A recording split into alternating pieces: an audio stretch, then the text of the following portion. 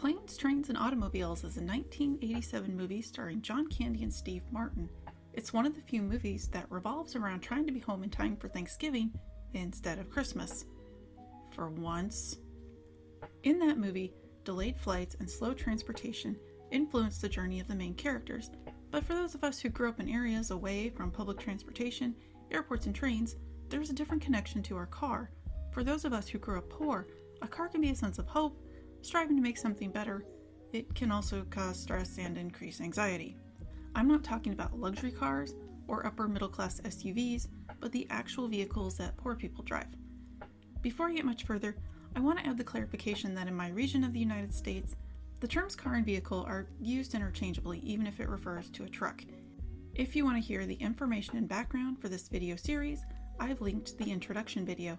Don't forget to like, subscribe, and check out Patreon. I'd like to take a moment and bring in my assistant, the data bunny of science, Mothra. He's not good at typing, but he's great at giving dirty looks if something doesn't sound right. Car ownership in the United States is quite common, with 93% of households owning at least one vehicle. But how do many of us get that first car? Roughly 2/3 of people either get a hand-me-down or purchase an old beater. Out of the numbers in this chart, roughly 20% noted that their first car was a nicer car. In season 1 of Moesha, her dad gives her a brand new car, but she hates it. The reason she hates it is because she was expecting a Jeep and she fantasized about driving around with her friends and looking cool. I remember watching this and being shocked because it would never occur to me to ever react like this, especially for a brand new car. And I definitely wouldn't say it to my parents' face because they would probably bury me with the car. The logic just didn't add up. How is a brand new car not good enough just because it's not a Jeep? Is this that stupid Sweet 16 show? The other reason this was strange is that in my neck of the woods, Jeeps were something people drove if they wanted to go mudding or off-road. Jeeps were not a glamorous vehicle that you drove to look cool or hip. It isn't practical because it's way too windy where I live, and the weather is not predictable. When you need a vehicle to get from point A to point B, coolness is a luxury. By the end of the episode, she accepts it, of course. Counter this with a later episode of Moesha titled Home is Where the Car Is. Moesha is jealous of Jason when he is named valedictorian. The student is non-existent prior to this episode. He's quiet and he keeps to himself. Later on, she learns that he is living out of a car with his sister and earning money cleaning the school's cafeteria. He never shows up in the series again, and it doesn't seem to concern anyone at the school that maybe they should try to get these kids more help. He's literally working at the school, so they can't pretend that they have no idea about these students living in absolute poverty.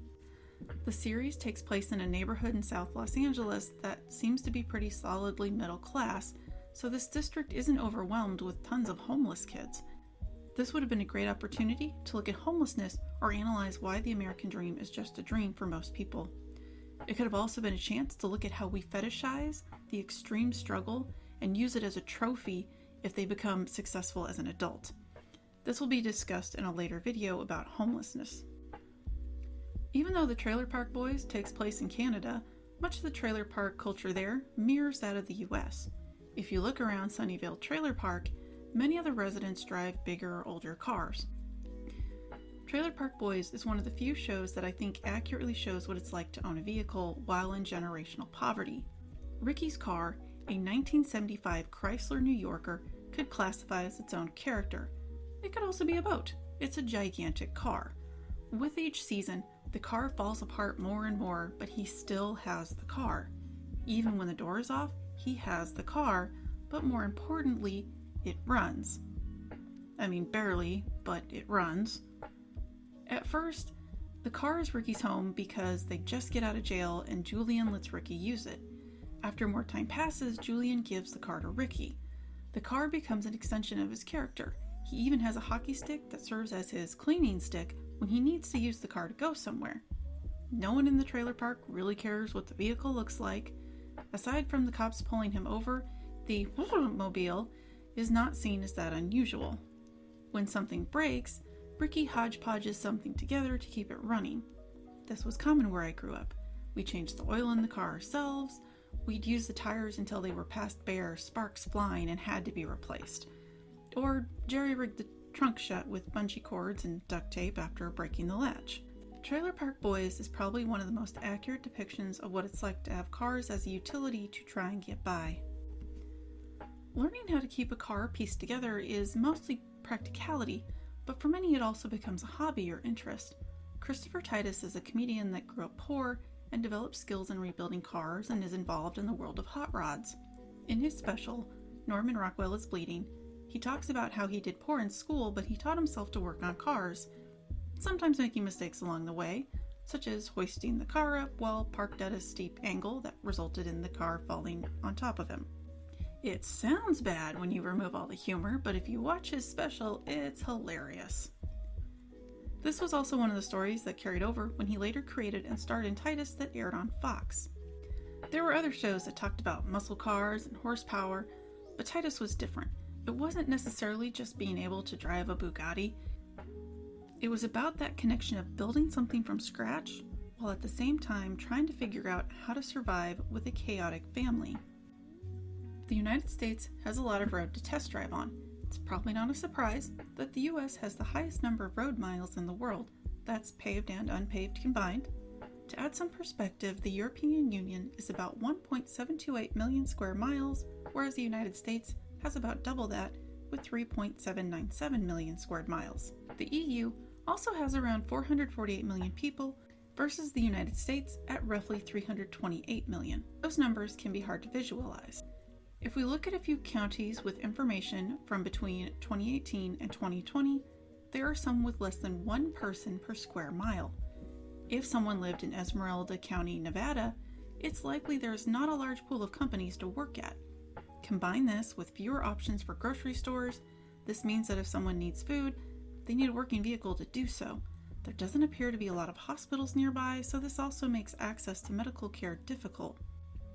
In looking at the map, there isn't much near this county. Most towns nearby are not a close drive, and if we look at the satellite, it's mostly desert.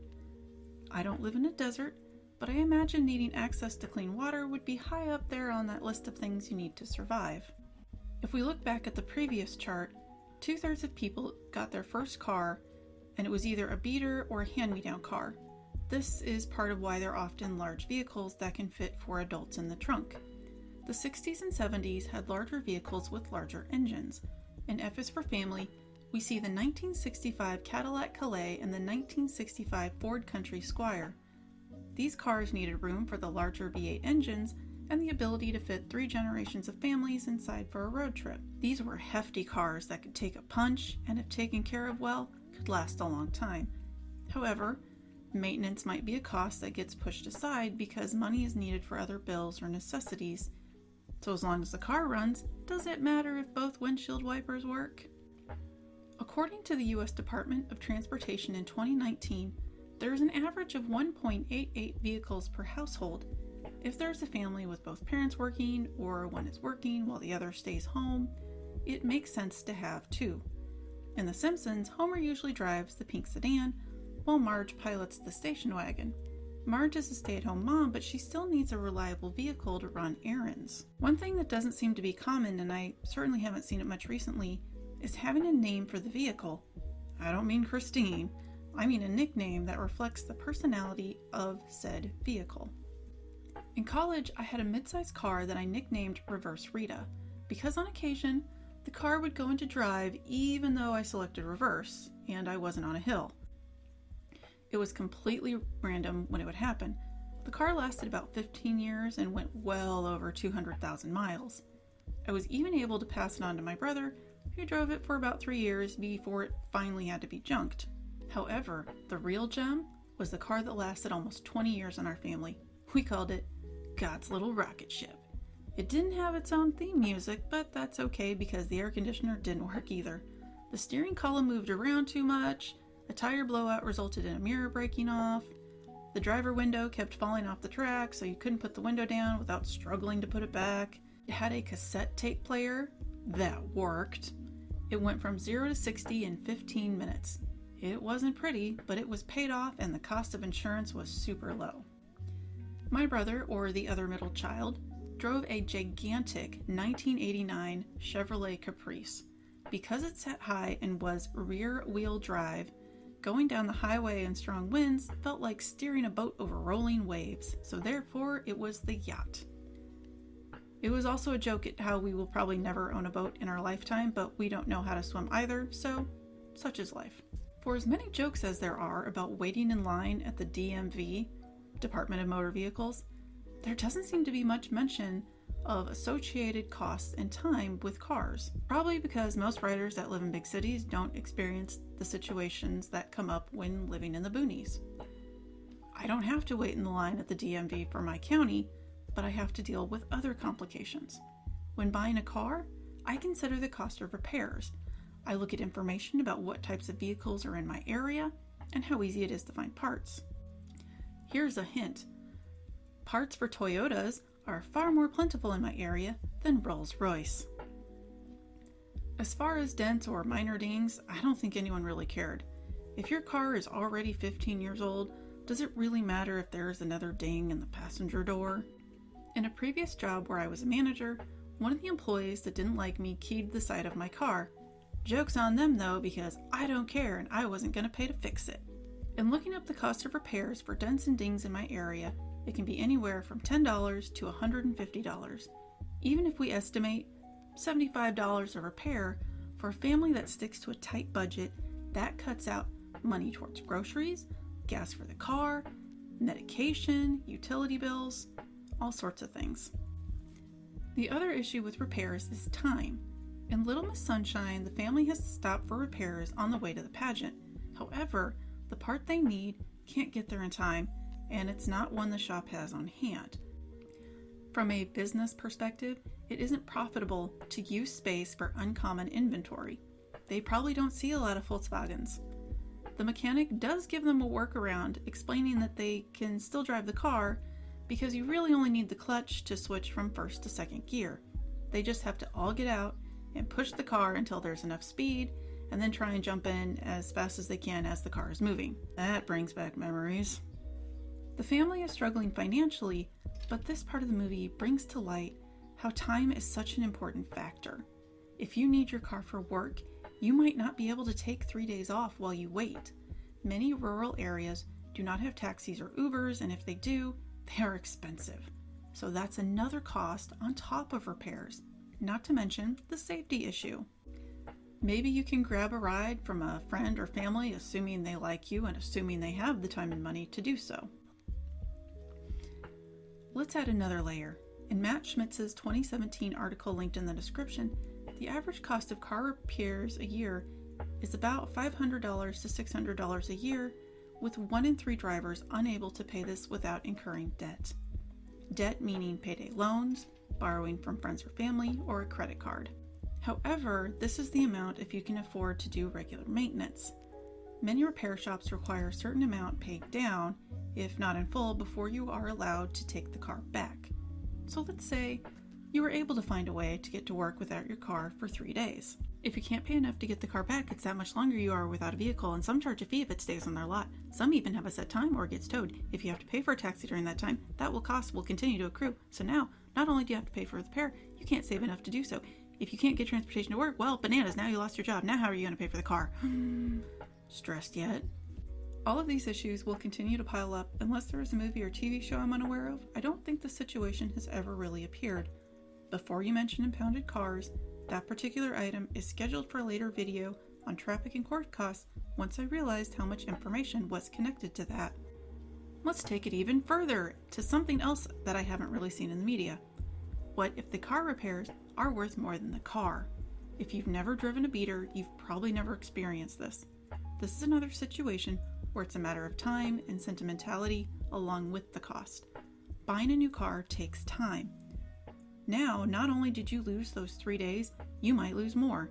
It might just be more, quote, convenient to pay for the repairs so you don't lose more time at work. It might be a lemon, but it's a lemon you have adjusted to. Plus, depending on where you buy your car, if you go to a dealership, they want a down payment. If you look at private sellers or small lots, they may require the full amount up front. If you don't have a down payment or any money saved up, and the repair shop is willing to work with you on payments, Your only choice might be to just go ahead and pay for the repairs. In some instances, you can get a loan with zero down for a car, but that comes with a slew of other problems and predatory lending. Many small towns often only have 1 or 2 repair shops, so it's not like you can shop around to 20 different places, which would also take time, possibly more money if you have to tow it. In the Simpsons episode Mr. Plow, Homer remarks that the plow is expensive, and the salesman convinces Homer that he can make payments on the vehicle by charging people to clear driveways. It starts with no issue, but Barney soon creates competition and puts Homer's ability to make payments in jeopardy. I know it's a cartoon, but in real life, a car being repossessed can severely hamper a household. If you don't have the car to go to work to earn the money to pay for the car to get to work, to earn the money to pay for the car to get to the work, you get the idea. Not to mention, this really hurts your credit score. According to Experian, it stays on for 7 years. Better hope nothing else goes wrong during that 7 years, or it's going to be that much harder to dig out of poverty. In Malcolm in the Middle, Malcolm finds a 1968 Plymouth Barracuda for sale and becomes obsessed. Unfortunately, it turns out to be a lemon. He wants to restore it, throws money at it, and focuses on this car so much it nearly kills him. Let's pretend it wasn't a lemon, and he manages to get it in working order and restores it. His car is then a visual representation of what he can accomplish. In a world where he doesn't have fancy clothes or professional accomplishments yet, a rebuilt car is something that can make him stand out in his social circle right now. His car would also be something that he could take with him wherever he lives. For those of us who are poor, a car isn't just a car.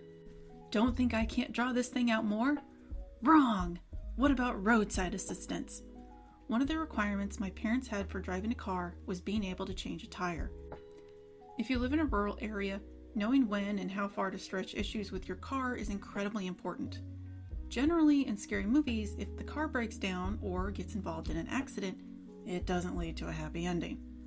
I'm not saying The Hills Have Eyes influenced a fear of driving through the desert, but I'm not saying it didn't. At least in the 2011 movie Paul, they run into an alien, so it's not all bad. In the movie Fargo, the Coen brothers do a great job showing how one can easily get lost in a snowy landscape. It actually takes place around Brainerd more than Fargo, but Brainerd doesn't sound as good. Living in this type of environment requires preparation, such as having an emergency kit in your car. It's also important to keep around a half tank of gas or more in your car during cold months. If the gas gets low, the fuel pump sucks in more air and puts more wear and tear on the car. It's also important if you get stuck. Let's say the wheel falls off. You can't replace the tire for whatever reason and need a tow. Having enough gas in the car allows you to run the engine for a little bit if you need to stay warm. This is assuming the repair is not related to something like gas leaking where it becomes dangerous because then it could explode. For those unfamiliar with the weather in that area in the winter, temperatures can stay below zero for many days and it's worse at night. If you decide not to run the engine to save gas or money, frostbite is your new threat. If it's -15 and it's windy, severe frostbite can set in within 15 minutes. So hey, you saved money on gas, but now you have medical bills. I can speak from experience when I say recovery from frostbite is as painful as... Before discussing the cost of a tow, which is high if you're far outside town and they charge by the mile, there's the higher cost of gas in the colder months, the cost of repairs, or a new tire, not to mention the lost wages. Being this far out of town also means, again, the issue of safety. You might run into a Good Samaritan, or you might run into a situation like the end of Easy Rider, or The Hills Have Eyes. I totally wasn't disturbed by that movie. If you're too deep in the woods, deliverance and wrong turn should give you nightmares on that side of things. It can be unsettling to be in the middle of nowhere waiting. At least now there are cell phones, if you can get a signal, and I'm talking to you, backwoods Missouri. But before cell phones were prevalent, you had a couple choices. If you couldn't repair the car enough to hobble it down the road, you had to wait for another car to drive by, or just go ahead and start walking down the road. If the oil light comes on while driving, followed by the temperature gauge going up, the car is in need of some major repair. This stress and financial burden can really set back a family that is desperately trying to get by. Let's end this video On a little more of the lighter side, a car can also be a symbol of hope. In The Tiger Hunter, Babu Rahman talks about how he wants to earn enough to get his dream car, the General Lee from the Dukes of Hazzard, a 1969 Dodge Charger. It gives him optimism and a goal to work towards that adds a little happiness to his daily grind of working as a dishwasher. For Babu, being able to get that car is a symbol that he was able to escape poverty and have the life he wants after immigrating to the United States from Pakistan. In the United States, the car is also tied to a sense of freedom, that opportunity to explore the open road and see America.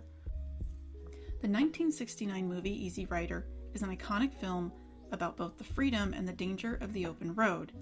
Cars are a huge part of our culture. From the 1971 version of Vanishing Point to the Fast and Furious franchise, we can see the thrill of driving fast intertwined with a strong sense of independence.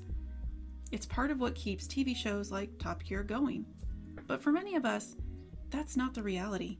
I won't disagree that driving a Porsche GT down the highway at over 100 miles an hour is exciting, but the reality is I won't be able to afford the cost for maintenance, tags, repairs, and speeding tickets. Thanks so much for watching. If you had a name for your vehicle, comment with the name, vehicle type, and how you came up with it. Don't forget to like, subscribe, check out Patreon, and watch out for the next video in this series. Until next time.